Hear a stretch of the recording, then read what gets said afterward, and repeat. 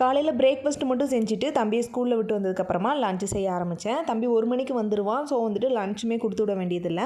ஒரு 11:30க்கு சாப்பிடணுங்கிறதுனால சப்பாத்தி, தோசை, இட்லி அந்த மாதிரி ஏதாவது கொடுத்து விட சொல்லுவாங்க. ஸோ அது மட்டும் காலையில் என்ன ரெடி பண்ணேனோ அதையே டிஃபனுக்கும் வச்சு கொடுத்து விட்ருவேன். சரி, வெண்டைக்காலாம் வந்துட்டு குழம்புல போட்டால் சாப்பிடவே மாட்டேங்கானேன்னு சொல்லிட்டு இன்றைக்கி வெண்டைக்காய் சாதம் மாதிரி ரெடி பண்ணிடலாம் கொஞ்சம் ஸ்பைஸியாக அப்படின்னு சொல்லிட்டு நெய்லாம் ஆட் பண்ணி கடுகு, சீரகம், அப்புறமா கொஞ்சமாக 4 வெள்ளைப்பூடு, கருவேப்பிலெலாம் சேர்த்து வெண்டைக்காயுமே நல்லா வந்து கை விடாமல் கிளறிக்கிட்டே இருக்கணும். அப்போ தான் அந்த பிசுபிசுப்பு தன்மை வந்து போகும்.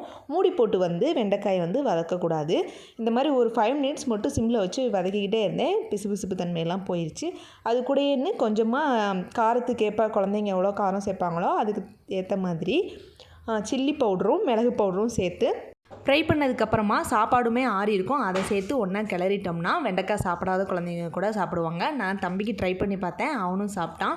நீங்களும் ட்ரை பண்ணி பாருங்கள். Lunch box